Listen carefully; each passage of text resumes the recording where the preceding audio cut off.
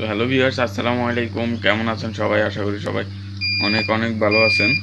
তো আজকে আপনাদেরকে যে জিনিসটা দেখাবো তা হচ্ছে গিয়া হাঁসের বাচ্চার হ্যাচিং। এই যে দেখুন, আমার এখানে হাঁসের বাচ্চার হ্যাচিং হয়ে গেছে। সাধারণত আজকে মূলত 29 দিন, একদিন বেশি লাগছে।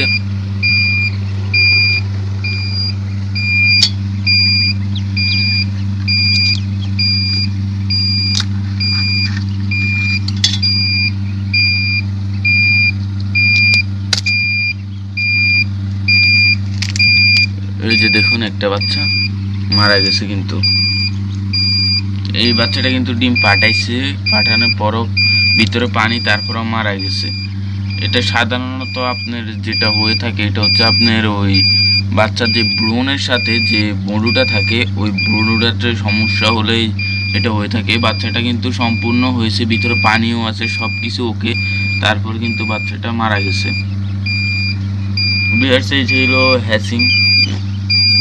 সম্পূর্ণ সুস্থ বাচ্চাগুলো আপনারা দেখলে বুঝতে পারবেন আরো ক্লিয়ারলি। আমি কিছু বাচ্চা আপনাদেরকে দেখাইতেছি। এই যে দেখুন, বাচ্চাগুলো অনেক সুস্থ। এই বাচ্চাটা নতুন, এই মাত্র বাইর হয়েছে, এই জন্য এটা একটু দুর্বল। আর এইখানে যে বাচ্চাগুলো আছে এগুলো কিন্তু একদম সুস্থ বাচ্চা, অনেক দৌড়াদৌড়ি করতেছে। এগুলা 24 ঘন্টা পরে আপনারা ইনকিউবেটর থেকে বাচ্চাগুলোকে বাইর করে নেবেন। 24 ঘন্টা পর্যন্ত ইনকিউবেটরে রাখবেন বাচ্চাগুলো, এর বেশি আপনার রাখার দরকার নাই। এই যে এখন বাচ্চাগুলো দেখতেছেন একদম সুস্থ হয়ে গেছে, একদম ভালো বাচ্চা, এবং কি এগুলো একদম জুজুর হয়ে গেছে। এখন এই বাচ্চাগুলো নিয়ে নিব, ইনকিউবেটরে হ্যাচিং হয়েছে। তো এই ছিল আজকের ভিডিও। হাঁসের বাচ্চা কীভাবে ফুটাবেন সব কিছু জানতে চাইলে রিয়াদ এগ্রো ফার্ম চ্যানেলটিকে সাবস্ক্রাইব করে রাখবেন।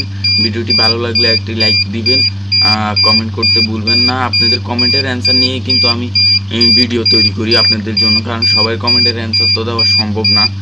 কারণ আমিও যেহেতু খামার করি, আমার খামারও 1000 বাচ্চা আছে, এবং আমার খামার কীরকম সামনের ভিডিওতে আমি দেখাবো আপনাদেরকে। সে পর্যন্ত ভালো থাকবেন, সুস্থ থাকবেন। আল্লাহ হাফেজ।